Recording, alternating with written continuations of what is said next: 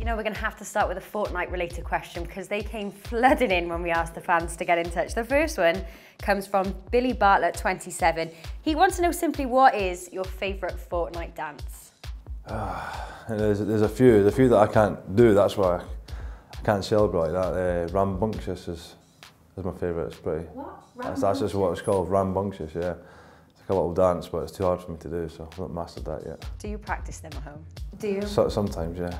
Before a game? Not before a game, but the night before I usually practice, yeah. And then what do you do? Do you line up which celebration you're actually going to do if you score, or is it all spontaneous? Nah, it's just spontaneous, so I'll practice them all. Like I do loads. I've got a few in the arsenal that I can just whip out if I score a goal.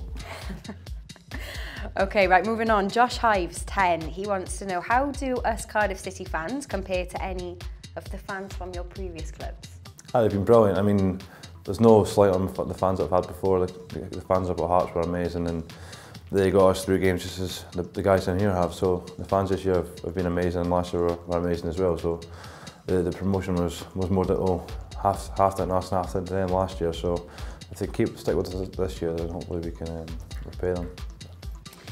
Anna Goldstone, she wants to know, what's it like coming back from a severe injury like yours was? Do you have any tips, and what do you recommend? Luckily for me, I've been injured in the past, so I kind of knew the way about it. Long-term injuries, sort of, it's mainly just keeping the mind positive, keep yourself happy, surround yourself with happy people and positive vibes and stuff. And sounds a bit, cliche, but surround yourself with positive people and positive outcomes happen.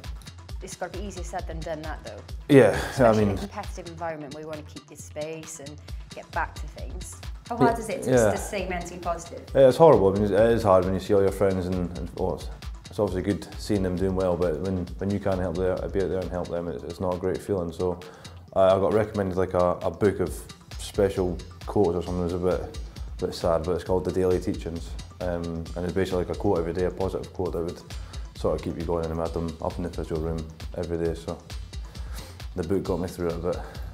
What's your favourite quote?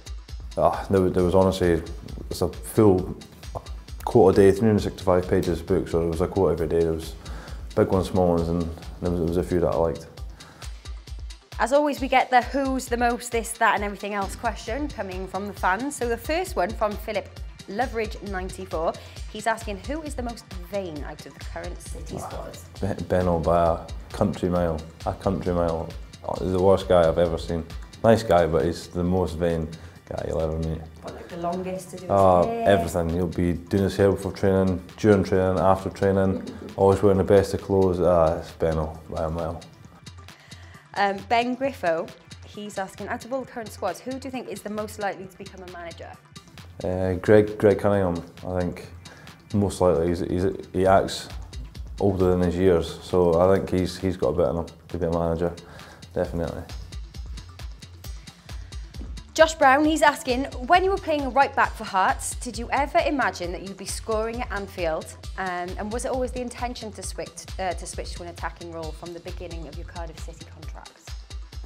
Well, before I'd played right back for Hearts, I'd played up front, so I kind of knew what I was doing, and I've played 7 other positions as well, so I kind of knew what I was doing a bit, but I'd never once expected that I'd be playing up front in the Championship, then the Premier League, and then scoring in the Premier League, so it's been a dream come true for me, and I would never expected it. It was always what I've wanted.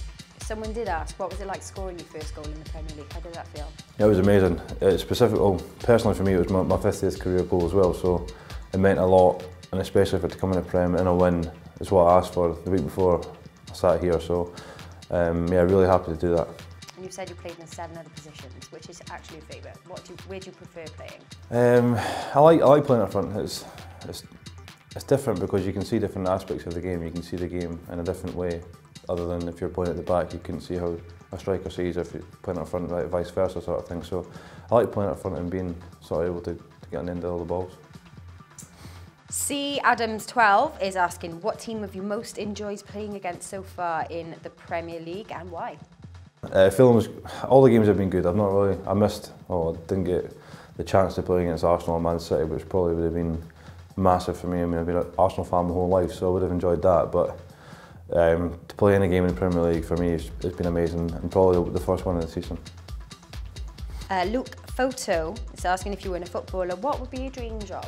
I always wanted to be a dentist when I was younger. I did like my subjects at school and stuff, so I always wanted to be a dentist, and then whatever way you look at it, luckily or unluckily, I fell into football, so that's taking a back seat for now. And we'll close with 2 questions from a couple of guys you might know. Joe Bennett, he's asking, who's your best ever roomie? Yeah, Benno's my roomie, that's how I know how vain he is. Yeah, I've shared with a few guys, obviously. People have got the roomies already, so I'm kind of lumped in with whoever's not got a roomie, but it's usually Benno and we get on great. What's he like as a roomie? Yeah, it's good, yeah, quiet, just what you need. And finally, Reese, good old Reese. He wants to know, when are you going to improve at table tennis? That's a blatant lie. He is honestly the worst player I'll ever play. We went and played at Kong's, I think it's called, and there was a couple of guys that recognised me and him, and we were just taking an absolute mick at him because he was so bad, honestly. It was 5-0 games to me, so I think he's one that needs to improve.